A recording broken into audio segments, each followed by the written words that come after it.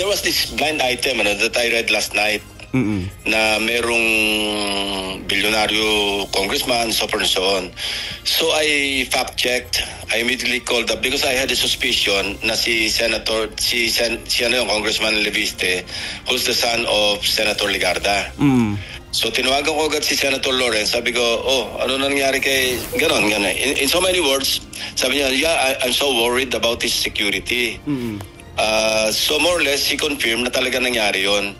May mga opisyal ng Department of Public Works and Highways o DPWH, lalo sa district level, na legmen o katulong ng mga makapangyarihang kontraktor. Ito ang iginiit ni Senador Panfilo Ping Lacson na napagtibay-an niya matapos mahuli sa entrapment operation ang isang DPWH district engineer sa Batangas.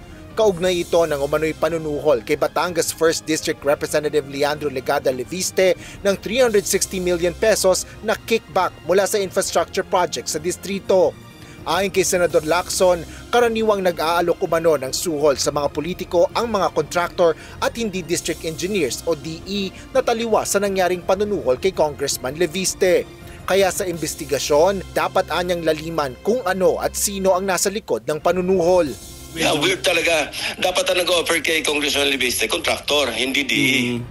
So lumalabas, ang bagman at saka yung legman, yung DE. So kung bagman siya or legman siya, somebody more powerful must be behind this whole scheme.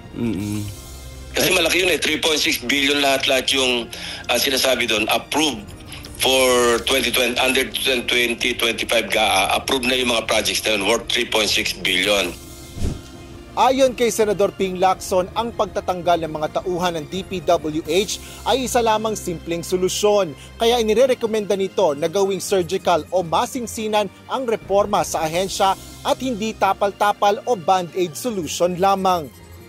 Maganda din anya ang suhestyon ni Senate Committee on Finance Chairperson Sherwin Gatchalian na wag munang maglaan para sa flood control projects sa 2026 national budget.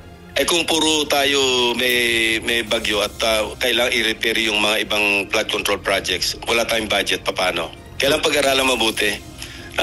Ang kailangan dito is back to the drawing board, yung DPWH, magsagawa ng yung talagang master plan, integrated, hindi yung patsi-patsi. Samantala, pinirmahan na rin ni Senate President Francis Cheese Escudero ang mga supina para sa 10 contractors na nakakuha ng malalaking flood control projects sa gobyerno, partikular ito sa mga hindi dumalo sa nakaraang pagdinig ng Senate Blue Ribbon Committee kabilang ang napangalanan ditong kontratista na Wawaw Builders. Target ng komite na isagawa ang susunod na pagdinig kaugnay ng issue sa September 1. Asher Cadapan Jr., UNTV News and Rescue. Diyos ang aming sandigan, serbisyo publiko ang aming pinahalagahan.